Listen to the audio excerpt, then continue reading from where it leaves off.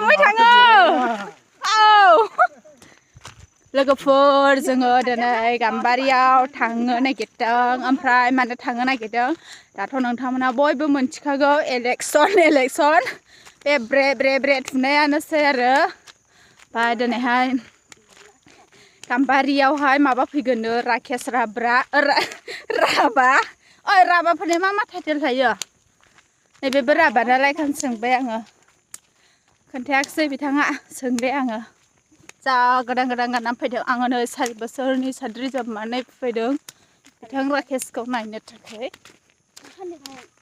लोगोफोर थांगोन जों थाबायगासिनो दङ ओङा जाम्बि आं नोंखौ खोन्थाया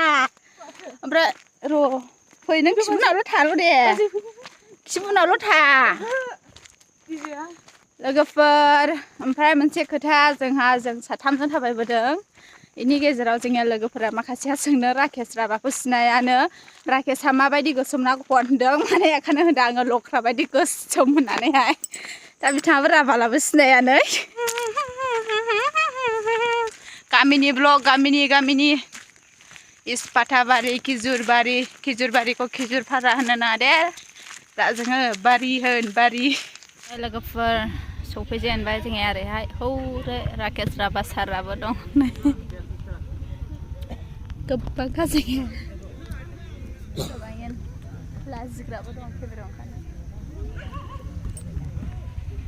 गोजौनिफ्राय खेबनाय अबस्था गैया स्कुल गंसे मोजां गैया आरो दैनि जि जेंना खुरखानायनि जि जेंना BPFनि आमोलनिफ्रायनो दिनैहालागै बुंनो थाङोबा BPFआनो निसिमा समस्तियाव सासन खालामगासिनो दं दाबो दिनै 17 आरो 4 बेसे जाखो 21 बोसोर जाबाय BPFआ बेवहाय सासन खालामनाया किन्तु दिनैबो बे 21 बोसोरावबो गोबां मावनो थानाय बे खामानिफोरखौ जों नुनो मोनदों दा आं होननो सानदों जे जों जि UPPनि जि सरकार BJPजों लोगो लानानै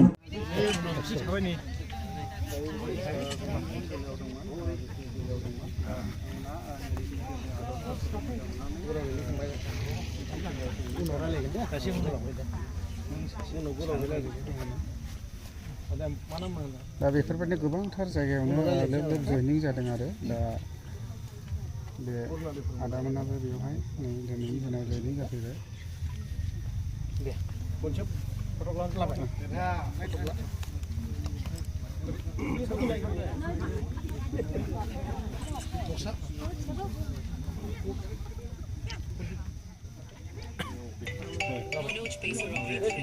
नैबेजों रायलाय आङो